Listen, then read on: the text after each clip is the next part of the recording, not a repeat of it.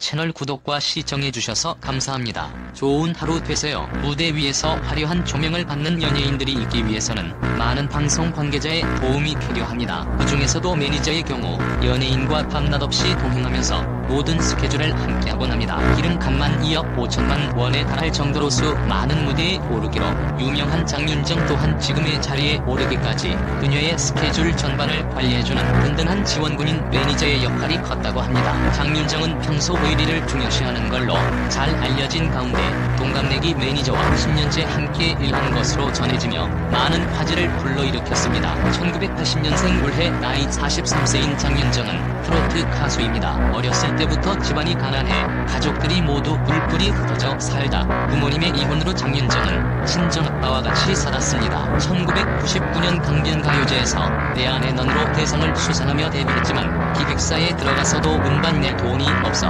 단역 배우로 활동하기도 했습니다. 하지만 장윤정은 2004년 어머나라는 곡으로 전국을 강타하며 크게 성공하게 되었습니다. 전국 각지에서 개최하는 행사에 출연하며 1년에 10만 킬로미터 정도를 돌아다니는 장윤정은 행사의 여왕이라는 수식어를 달고 다니며 왕성한 활동을 하고 있습니다. 그러던 중 장윤정은 2013년 9월 KBS 아나운서였던 2살 연하의 도경완과 결혼을 발표하며 많은 사람들의 축하를 받은 것도 잠시 어머니와 남동생 문제로 힘든 시기를 보내기도 했습니다. 2019년 KBS 나 출근합니다라는 프로그램에서 장윤정의 남편인 방송인 도경완이 발언이 화제가 되며 장윤정의 수입과 장윤정이 가장 가까운 곳에서 일정을 함께 소화해내는 매니저의 연봉까지 공개되며 시선을 끌었습니다. 도경완은 방송에 출연해 수입이 한 줌의 모래라면 아내 수입은 백사장이라고 언급하기도 했습니다. 2017년 JTBC 예능 프로그램 아는 형님에 출연한 장윤정은 오랜만에 예능 출연임에도 불구하고 변함없는 입담을 뽐냈습니다. 함께 출연한 배우 유준상과 함께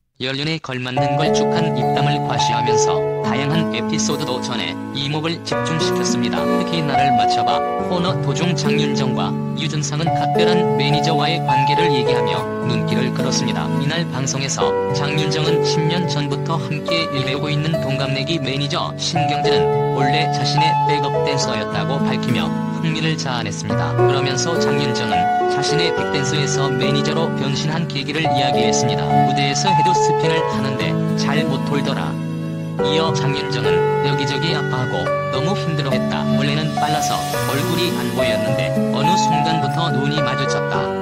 라며 그래서 너 이제 그만하고 매니저 해달라고 했다라고 하며 계속 스핀을 돌다 보니 손끝이 터지고 몸에 멍드는 것을 보면서 안쓰러운 마음이 들어 매니저를 해보지 않겠느냐고 먼저 제안했다라고 밝혔습니다. 온몸으로 장윤정 지키는 매니저의 역할. 장윤정이 이러한 제안을 하기까지에는 매니저 신경진이 털어놓은 진로 고민이 크게 작용했다고 합니다. 방송을 통해 장윤정은 나와 함께하면서 포기해야 했을 그들의 기회를 책임져야 한다는 생각이 들었다라며 요즘도 가끔 백업 댄서 자리가 펑크가 날 때면 매니저가 옷 갈아입고 무대에 함께 올라준다라고 털어놓기도 했습니다. 17살 때부터 춤을 추었다고 하는 장윤정의 매니저 신경진은 대한민국에서 춤으로 최고가 되겠다는 목표로 상경해 2005년 디폴트라는 방송 댄스팀에서 활약했다고 합니다. 장윤정과는 전속 백업 댄서로 무대에 함께 서면서 친구가 되었다고 밝혔습니다. 하지만 신경진 매니저는 30대에 접어들면서 현실적인 문제가 눈에 들어왔습니다. 앞날을 고민할 틈이 없었죠. 그는 20대에는 춤 자체가 좋았어요. 일단 10년 춤을 추자 다짐했습니다. 하지만 신경진은 나이가 들면서 몸도 예전 같지 않고 수입도 걱정이었어요.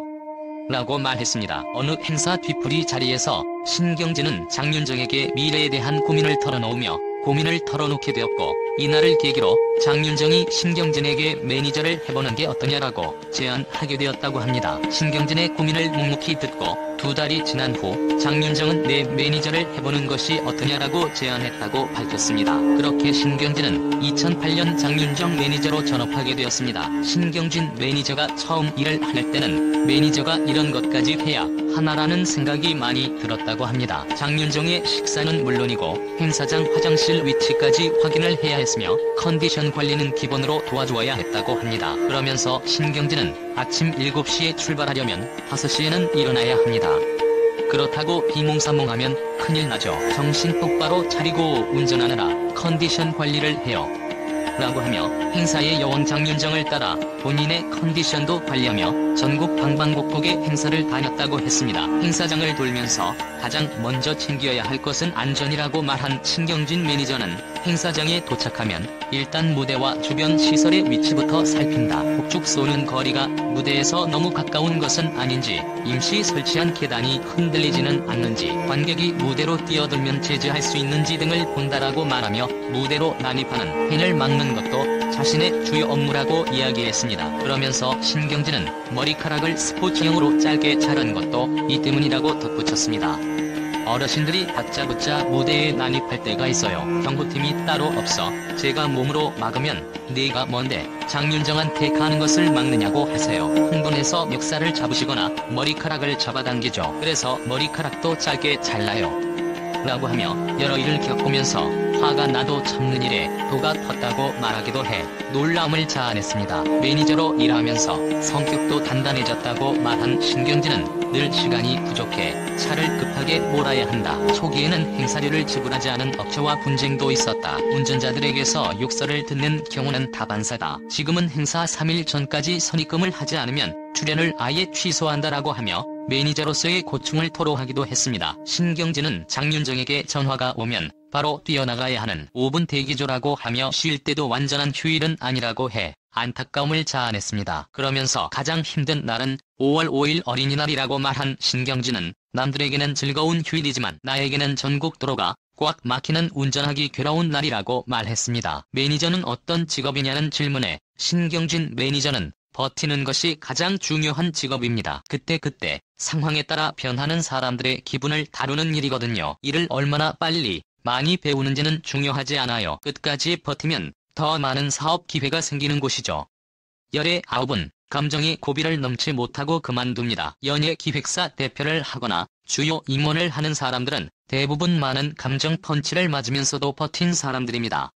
라고 말하며 매니저의 역할이 중요하다고 강조했습니다. 방송 및 콘텐츠 플랫폼이 다양해져 연예인이 활동할 수 있는 선택지가 넓어져 이를 조율하고 관리하는 매니저의 업무 중요성이 더욱 커지며 초봉은 적지만 매니저 업계의 전망은 밝은 편이라고 합니다. 이외 한류 열풍이 사그라들 기미가 보이지 않음에 따라 해외를 오가며 업무를 소화해야 하는 경우도 많아졌습니다. 이외 가수, 배우 등 연예인이 아니라 하더라도 최근엔 인플루언서, 유튜브 크리에이터 등 다양한 플랫폼에서 스타들이 생겨나고 있어 향후 매니저의 수요는 계속해서 늘어날 전망이라고 합니다. 지금까지 연예인들이 대중에게 주목을 받기까지 곁에서 이들을 묵묵히 도와주는 매니저 직군에 대한 전반적인 정보를 알아보았습니다. 매니저 직군의 미래 전망이 밝은 만큼 향후 이들 직종의 연봉도 전반적으로 상승될 수 있을지 귀추가 주목됩니다. 채널 구독과 시청해주셔서 감사합니다. 좋은 하루